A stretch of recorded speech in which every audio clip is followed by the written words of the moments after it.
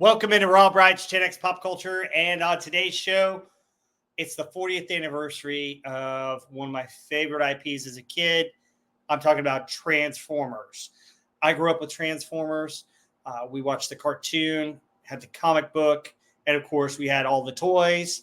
And it was a lot of fun. My friends and I, my brother, we would play wars with the Transformers and have loads of fun. The cartoon was great.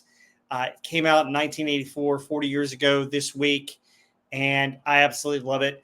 And today's show, I'm going to talk about my top 5 episodes from season 1.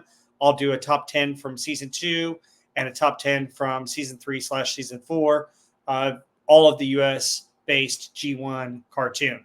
Now, season 1 only has about 16 episodes, which is why I'm only doing 5 of them. Actually, it's more like 7 of them because the 3-parter I'm putting in as one on its own, and it rightfully deserves to be on its own. But anyway, this cartoon meant a lot to me. It was great writing. It inspired my imagination. It helped with the playability of Transformers. We would pretend they were doing certain things from those episodes, but we also had really good imaginations and could figure out our own stories and make up our own stuff. But the cool thing about this show is that it had a lot of action. It had some really cool episodes where there was really good animation, and it had some really good stories. So it was just fun to watch. Some of these episodes are still watchable today. There are other ones that are really, really, really super cheesy, but that's still part of the 80s fun, and that's what it was like growing up back then. And that's what I love about the 80s. That's why I started this channel and wanted to talk about it. So let's get into my top 5 episodes of Transformers Season 1. Let's get my ugly mug off the screen and let's bring up my slides. So obviously I had to start with Transformers, the title card. So at number 5, the 3-parter that started it all, More Than Meets the Eye. So it set the stage for the entire series, and you can see these first slides are of Cybertron. It was cool. Cybertronian forms for Bumblebee, the Tetrajets, Wheeljack, Jazz, Soundwave. And you see some of the Decepticon jets right here. These are the Rainmakers who make their only appearance at this time in G1. They didn't really become official toy and characters until way later on in this when the series was already done, but still pretty cool to have them. And then there's Bumblebee and Wheeljack in their Cybertronian form, which I thought was really cool.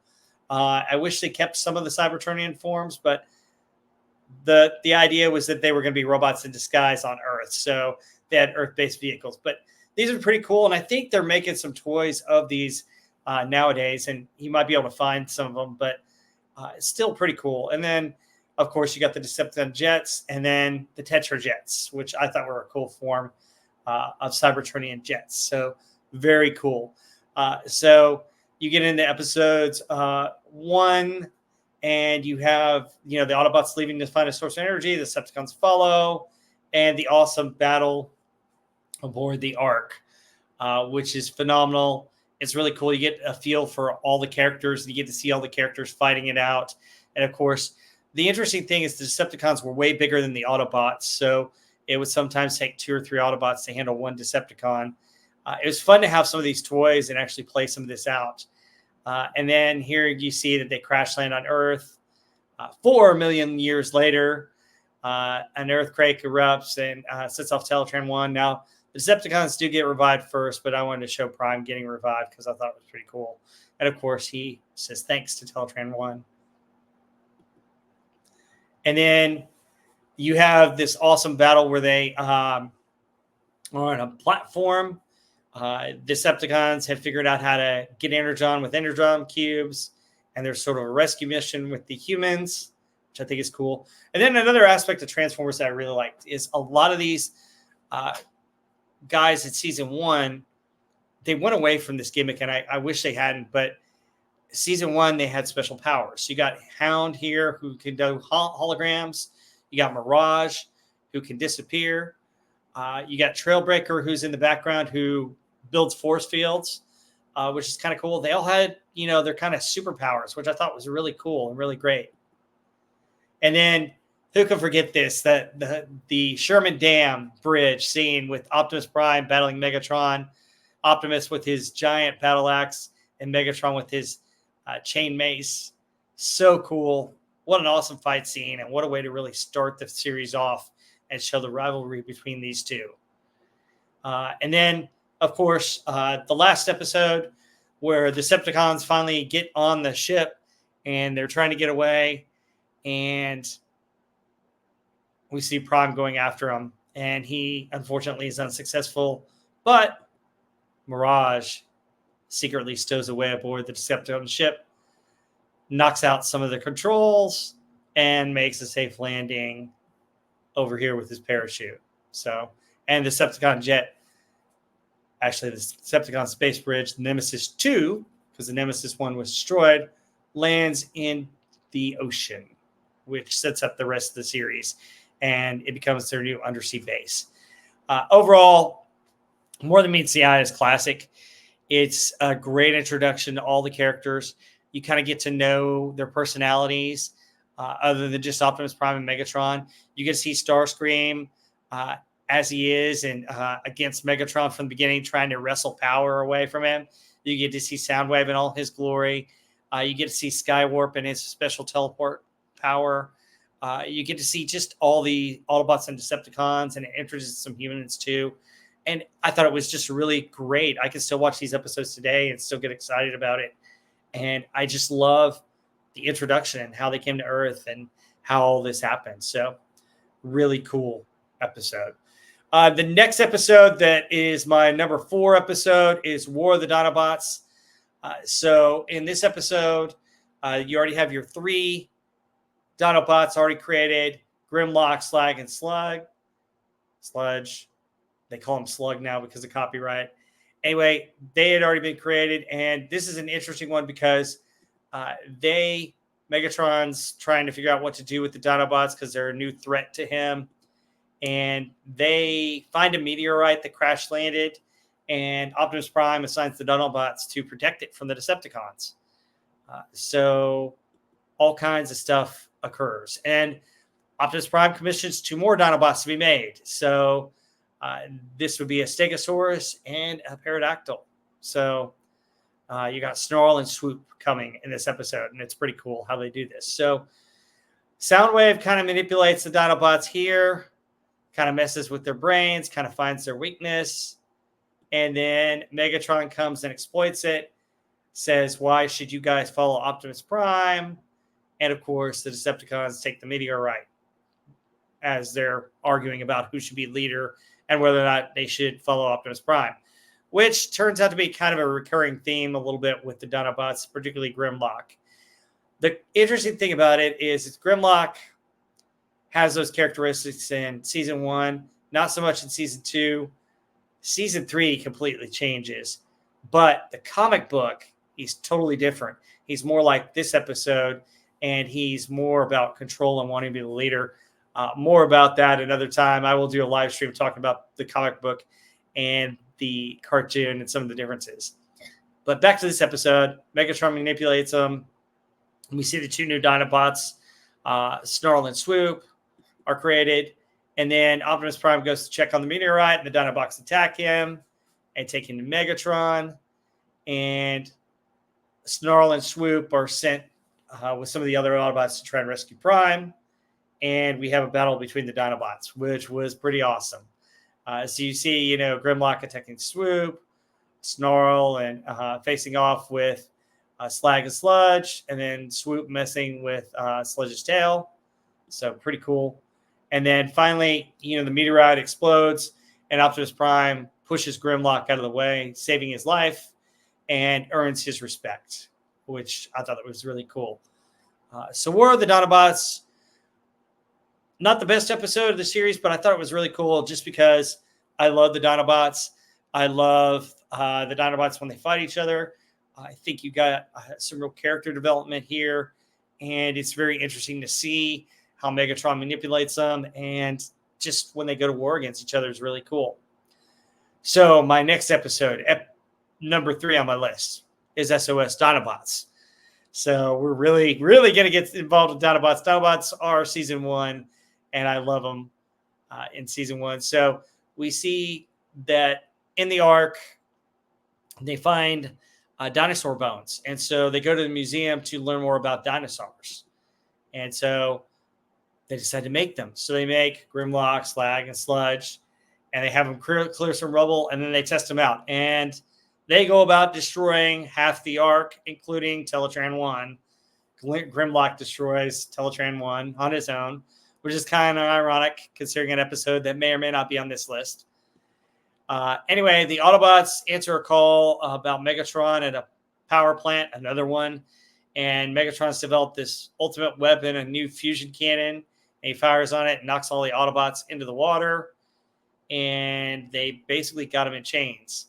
So Wheeljack, Optimus Prime had ordered the Dinobots decommissioned, but half the Autobots, most of the Autobots are in these chains. So Wheeljack revives them, gives them new brains, and brings them along to rescue Optimus Prime and the rest of the Autobots. And here's the Dinobots battling the Decepticons. You see Megatron turn into a gun and be under Starscream to try and shoot at him. It's no avail. The Dinobots are victorious. And that's my 3rd episode, SOS Dinobots. Both these Dinobot episodes are cool. There's not a whole lot to the story. It's just kind of interesting and kind of fun. These were fun toys to play with. We had 2 of them, Grimlock and Sludge. A friend of mine had all of them, and they were really cool toys, really awesome to play with, very durable, very tough. I just think they're really cool. Dinosaurs and robots, you can't beat it. And as a young man, or a young boy actually at the time, it didn't get any better, because the cool thing about it is I love dinosaurs. We'd go to museums fairly often and see the bones of dinosaurs. Always thought they were really cool. And this just fed my imagination and my love for both. All right. So now we're getting to probably one of the better written episodes of the season. This and number 1. My number 2 choice is Fire in the Sky. And we see that there's snow in the desert. What is going on here? Why is it snowing here? And we find out that Decepticons are at the North Pole drilling, causing all kinds of problems with the weather all across the Earth. And they find something in the ice while looking for an energy source. And it turns out to be Skyfire, also known as Jetfire. Really cool toy. Wasn't really a Transformers toy. And they adopted it from another, a Robotech figure. And the toy was really cool. We didn't have him, but I had a friend that did, and he was awesome. He had all these cool parts. One thing about Transformers, the original ones, they were metal. They had some metal parts to them. So they're die cast, and they granted they break easily, but they weren't all fully plastic. They had some metal working parts to them, and that's what made them cool. Anyway, we see Skyfire's revived, and we see that Starscream knew him, and they were once scientists and explorers until Skyfire ran out and got stuck on Earth. He crash landed on Earth and got stuck in the ice. Anyway, Skyfire joins the Decepticons here. And the other cool thing about it is the Autobots go to try and stop the Decepticons. Spike and Sparkplug go with them. Skyfire, attacks them, and they kind of make a hasty retreat. And Spark and Sparkplug are captured. And this is where Skyfire kind of is interested in humans, and it starts to change him and his thoughts about the Decepticons and who the Decepticons are. So we see the final blow where Starscream has Skyfire execute some captured Autobots, and he won't do it.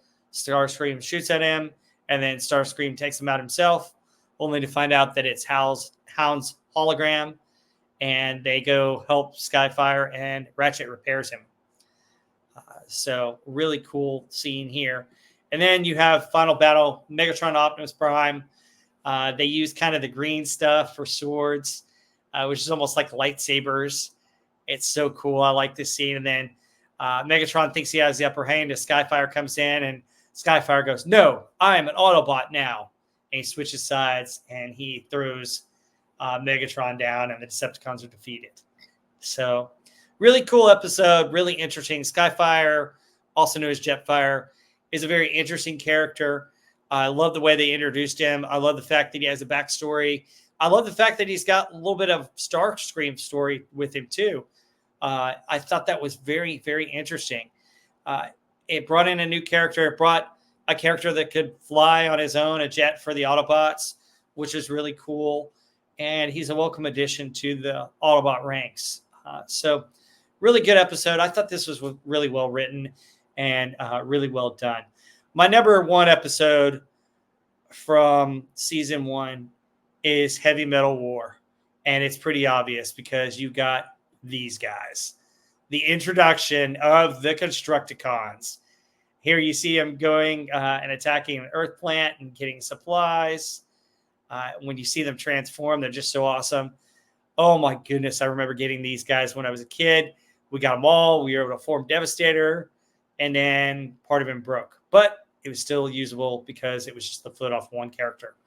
But my brother and I, we had all of them, and we could make Devastator, and it was just kind of cool. I mean, it was our first combiner, and the first combiner in the series, which is really cool. So you see all the Constructicons here. You see them come back to Megatron's base, and they're building a machine for Megatron. Then Megatron challenges Optimus Prime to a final duel between the leaders, with the loser being exiled into outer space forever. And of course, Megatron's machine that he has back at their hidden base is to allow him to cheat, where he gets the power chip rectifier. So the special powers of all his Decepticons are given to him, so that when he fights Optimus Prime, he has a distinctive tactical advantage. Anyway, here's the armies lining up to watch the fight. You see the jets. You see Wheeljack Sunstreaker. Ironhide has Chip Chase. And Soundwave ejects Ravage and gives him a little pet. Oh, good Ravage. Good Ravage. Who says Soundwave doesn't take care of his cassettes? Anyway, you see the battle ensue between Megatron and Prime. Megatron's able to be a lot stronger in the grip. He does Rumble's little thing. Prime tries to retaliate by throwing a boulder at him. Prime also gets hit really bad. Meanwhile, underneath the Autobots base, Teletran 1, the Constructicons are off to destroy Teletran 1. Why, you ask? Because Teletran 1 could detect that Megatron was cheating, which is a really cool aspect of this story. So they're doing that, and then we get back to the fight, and we see Megatron using Soundwave's powers. We see him use reflective technology to blind him, and Megatron beats Optimus Prime. Meanwhile, Teletran 1 gets some help from who? The Dinobots. So the Dinobots start attacking the Constructicons, and we're about to get into a real heavy metal war.